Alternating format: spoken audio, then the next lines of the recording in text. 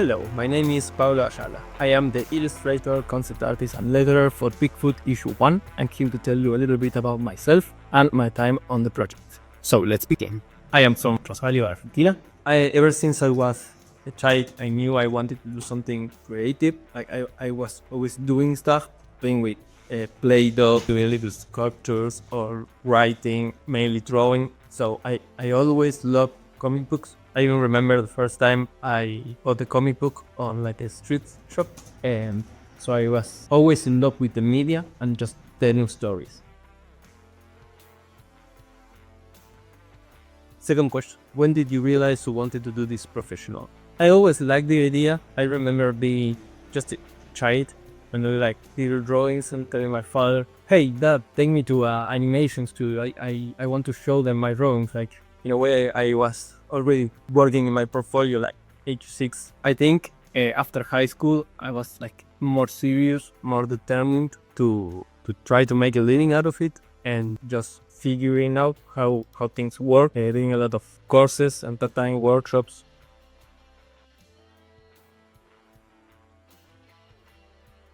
So for art style, it's a big question because everything in a way. I love video games, I love movies, but even like seeing an abandoned building, it's an influence because it has so many details, so many stories. So in a way, everything is beautiful in some way. So that's influence for me.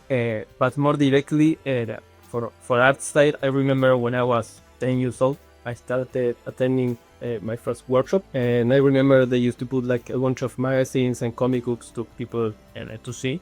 And I see an illustration by Frank Frazetta, and completely blew my mind. I just couldn't believe it. Like, I knew the main artists like Da Vinci and all of that, but I just couldn't understand that a living person at that time could do such a thing. Like, started like inspiring me, and it always has been like the main goal to at some point be what Frank Frazetta was to me. And maybe a kid sees something I drew and it's just like, well, I want to do this for a living. So my approach to bringing this to life, and I like your question because it says work. We'll get more to that in the next question. But for the technical side of how I actually do it, the process was a little different from, I guess, many comic book artists do. What I did was I modeled and sculptured the characters and did blockouts for the scenes. So instead of drawing everything every time I needed, I just built it once, and then I just placed my camera like a movie director and then draw and paint on top of that. So that was the approach to making the comic. This ties in with the previous question about bringing the work to life, because there's a lot of thought put into this. Some stuff that you don't even see in this first issue, but I hope in time and with other numbers you get to experience the sort of details, little details I put into the family, how they interact with the world, how it's different, like Daisy, how does a baby Bigfoot move around, like maybe she chews on the tables and it's just like a little wild. So those little details that I think in the end will really bring this to life. So I think that's, at least for me, it's a goal to make this very relatable and you just can just dive into this world. So the most challenging part, I think, is also the most fun part, because I switch my workflow. Like in every project, I try to switch things up a bit to just make it as efficient as possible. So in this case, was just adopting Blender, which is the 3D software I use. So it was challenging because I never done an entire comic book this way, but it's also very fun. It forced me to learn a lot, which I love. I love learning. So stuff like, I don't want to bore you with it, but topology, a little bit of animation, all that jazz. So my favorite part of working on this comic, but definitely the people inside, in getting to know them in the meetings and all.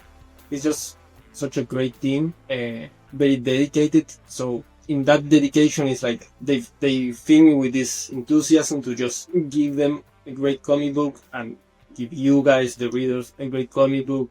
It's just a great team to work with, and I really think we did a fantastic job, and this comic is gonna be amazing.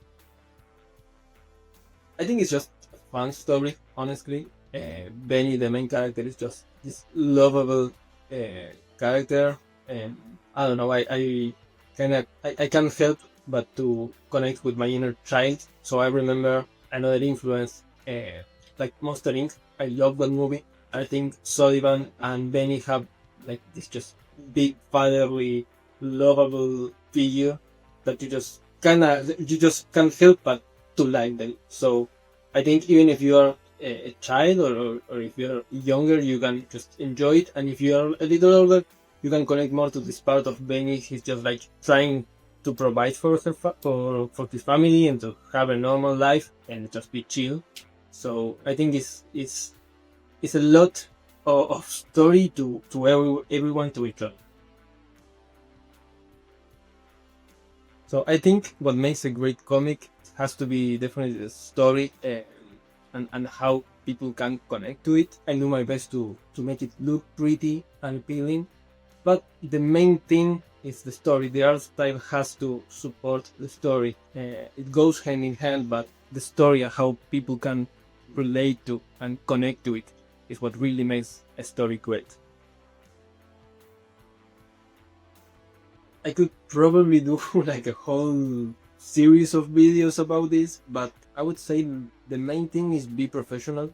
The popular advice is to practice a lot, which, yes, you have to do that. It makes sense, but you have to be smart about it. It can't be just like draw 1,000 times the same and just ignore other aspects like narrative, perspective, and all that. So that's the drawing aspect, but what I want to emphasize is be professional. So what does that mean? Of course, the gear stuff at the time.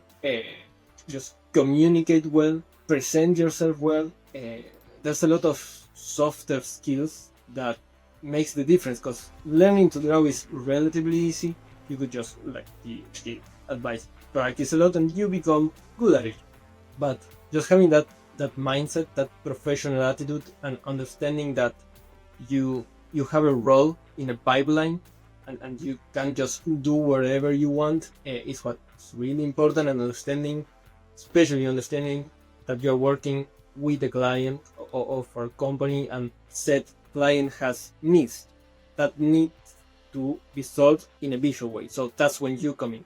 So understanding the needs of your client and doing the best you can with the art skills you possess to achieve that visual solution for them. Working with this team has honestly been amazing. Everything from they just being organized and professional to just being easy to work with them. They gave me a lot of artistic freedoms. So if I just like said, hey, I think this would be a cool idea to add, they just, yes, do whatever you want, Pablo, it's okay. So that's always a plus. And it's just a great experience. Like, I think everyone in the team and really enjoyed doing this comic book. So I think that shows in the final product. I think it's just a great thing to work, and I really appreciate of them. So thank you.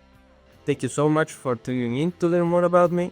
Be on the lookout for more of Bigfoot Squatcharazzi, and make sure you like this post and follow Shogun Comics to get more updates on Bigfoot and our other projects.